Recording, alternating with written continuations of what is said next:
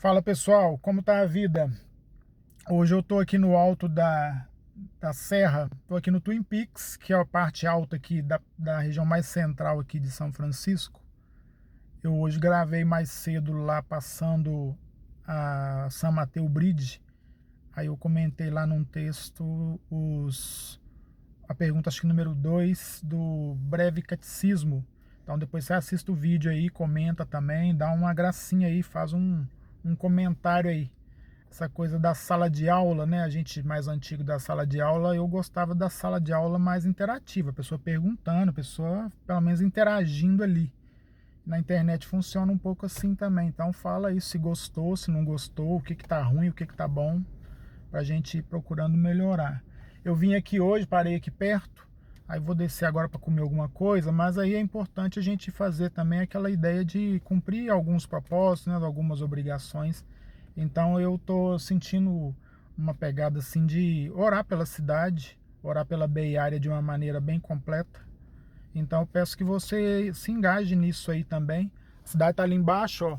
Eu gravei separado, mas o que acontece? Não dá para gravar lá fora com voz, porque tá ventando muito. Você já deve ter visto aí pelo visual aí das árvores ali, né? As arvorezinhas balançando bastante.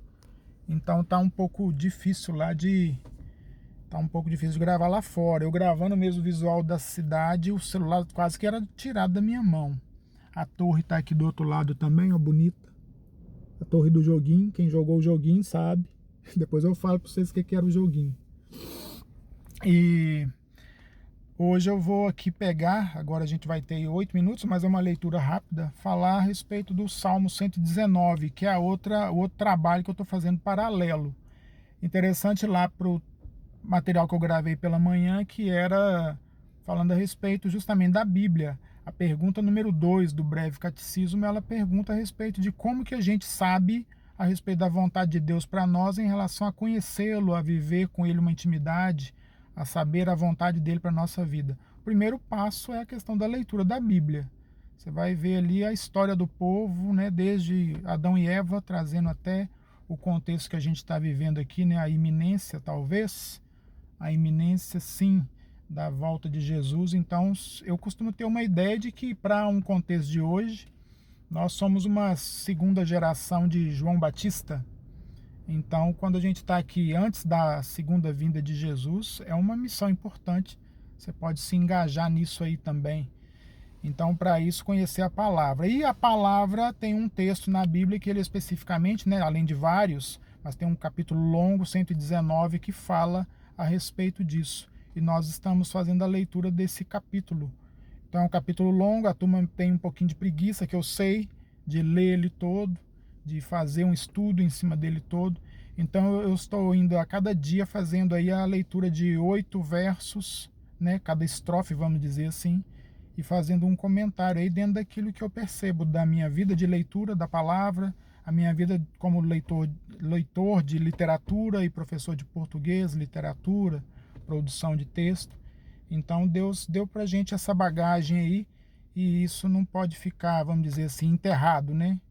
Então a gente tem que fazer de alguma maneira, mesmo que extraoficialmente, por minha conta mesmo, a gente tá engajado nisso aí. Ensinar um pouquinho da Bíblia, um pouquinho da percepção que a gente tem, a experiência que Deus nos dá aí com essa ideia da palavra. Versículo 17 até o 24 é correspondente à terceira estrofe, ok? Sê generoso com o teu servo, para que eu viva e observe a tua palavra. Desvenda os meus olhos, para que eu contemple as maravilhas da tua lei. Sou peregrino na terra, não escondas de mim os teus mandamentos. Consumida está a minha alma por desejar incessantemente os teus juízos. Increpaste os soberbos, os malditos, que se desviam dos teus mandamentos. Aqui é como se fosse um chamamento de atenção. O Senhor vai peitar esses que estão fugindo dos seus mandamentos. Então, se você está fugindo do mandamento, cuidado, você pode ser increpado aí, ó, por Deus a qualquer momento. Se não estiver passando por isso, porque eu já fui increpado, ou seja, Deus já me peitou e já me pôs na parede. E aí, jovem, vai continuar nesse caminho de bagaceira seu aí? Ou vai melhorar a sua trajetória?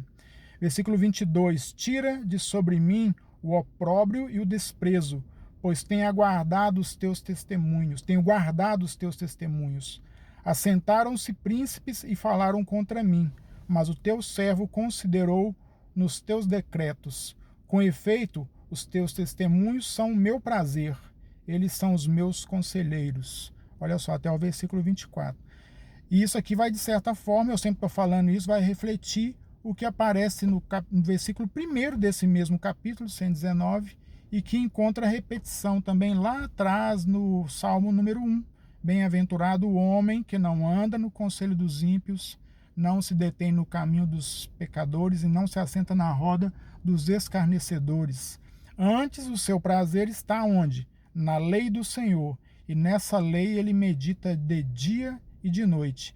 Então, quando você pensa assim, você começa a ver, poxa, eu preciso realmente mudar alguns tipos de pensamento, de comportamento que eu venho trazendo. Então, alguém que já passou por essas experiências práticas, tanto as boas lá de ter vivido fora do caminho, quanto as melhores experiências, que são aquelas de trazer para o testemunho que a gente pode dar aquilo que Deus tem feito para me resgatar e me trazer de volta.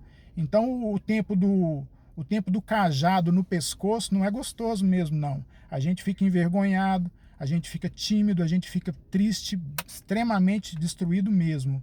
Mas a partir do momento em que Deus vai reparando, né, os cacos do vaso e vai colocando cada um deles na sua posição, aí a gente vai se sentindo realmente muito beneficiado e muito privilegiado por Deus. Por quê? Porque isso passa pelo perdão, passa pela reconstrução, passa pela restauração. E a partir daí Deus começa a te colocar no caminho de volta. E quando você olha para trás e vê, né, o baque ali, né, o choque na parede, tudo aquilo que você está perdendo por causa de más escolhas, então aí você passa a ter a noção de como é importante você se voltar para essa palavra. Então eu quero hoje contar com a sua bênção, no sentido de que a minha vida continue a ser restaurada dia a dia na presença do Senhor, e eu quero te abençoar também. Você interagindo comigo lá, pode chamar no particular também, que aí a gente vai conversar e você entender como que é importante você se colocar, né, para ser resgatado por Deus para a obra dele, para a salvação, para a vida em misericórdia e graça que ele tem para a nossa vida. Amém? Que Deus te abençoe. Hoje, então, o terceiro dia de leitura, versículos 17 até o 24, no capítulo 119 do livro de Salmos. Deus nos abençoe.